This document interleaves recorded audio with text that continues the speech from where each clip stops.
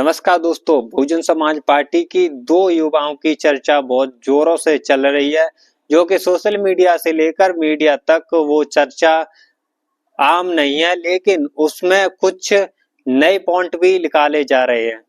उस तरीके से बहुजन समाज पार्टी को जिस तरीके से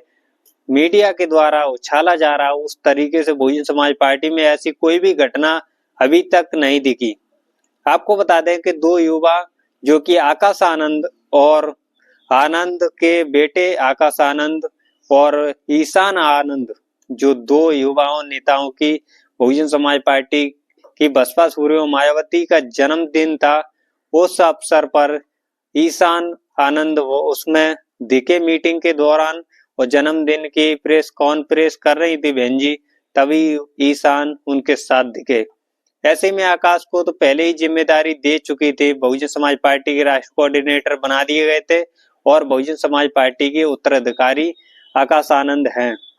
वो आपको बता दें कि ईशान जो कि आनंद का भी जो कि वीडियो सुर्खियों में चलने लगा और ईशान की तरफ से भी दिखने लगा कि अब बहुजन समाज पार्टी में ईशान की भी एंट्री हो सकती है।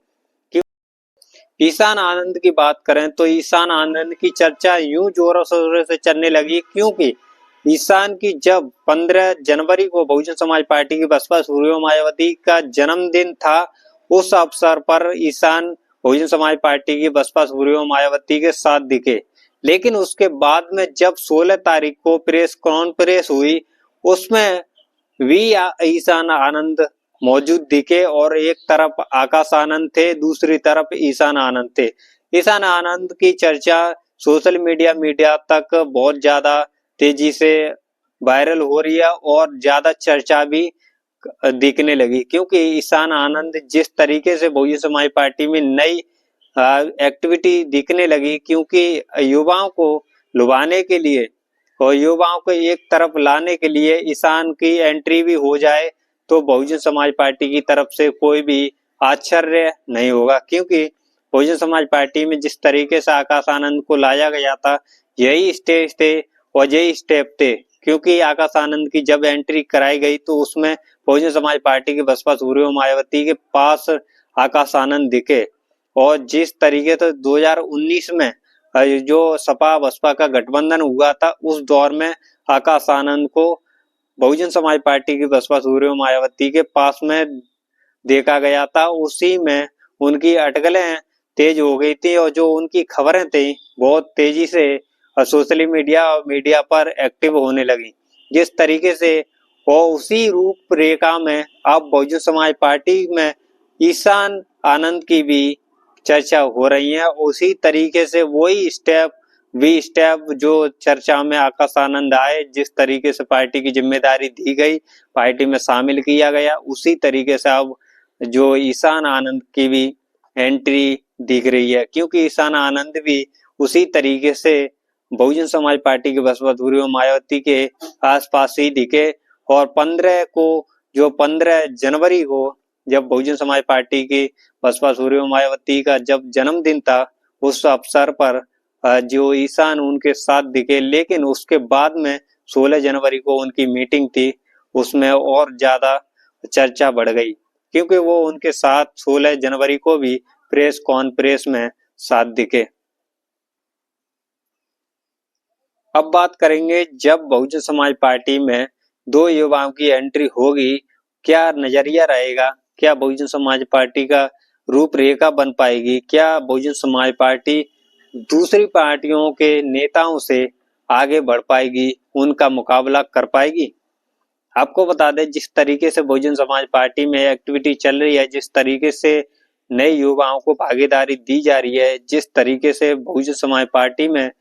अब उभरते हुए नेताओं को लाया जा रहा है, जिस तरीके से बहुजन समाज पार्टी में जो नेता निकाले गए तो उनको भी वापसी कराई जा रही है, उसी दौर में बहुजन समाज पार्टी ने दो युवा जो कि दो चेहरे युवाओं के दिखा दिए। जिस तरीके से बहुजन समाज पार्टी ने अपने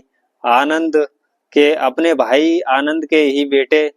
जो कि आकाश आनंद को पहले से राजनीति में एक्टिव करा दिया था, फिर अब ईशान आनंद की भी एंट्री होने जा रही है। जिस तरीके से ईशान आनंद और आकाश आनंद की एंट्री होगी और बहुजन समाज पार्टी में इनको बड़ा पद मिलेगा या बड़ा कद होगा। तो बहुजन समाज पार्टी में जिस तरीके से इन दोनों की एंट्री होने के बाद में क्या होगा, आपको बता दें कि जिस तरीके से इन दोनों युवाओं की एंट्री होती है तो बहुजन समाज पार्टी एक तरीके से नई उपजों की उभरती हुई पार्टी दिखेगी, क्योंकि जो अभी कैडर पर ध्यान दिया जा रहा है लेकिन फोकस अब बहुजन समाज पार्टी का, जिस तरीके से पहले कैडर कैंप लगाए जाते थे, कैडर के अनुसार ही पहले जो वोट बैंक बढ़ा था उसी आधार पर अब जिस तरीके से बहुजन समाज पार्टी में दो नेता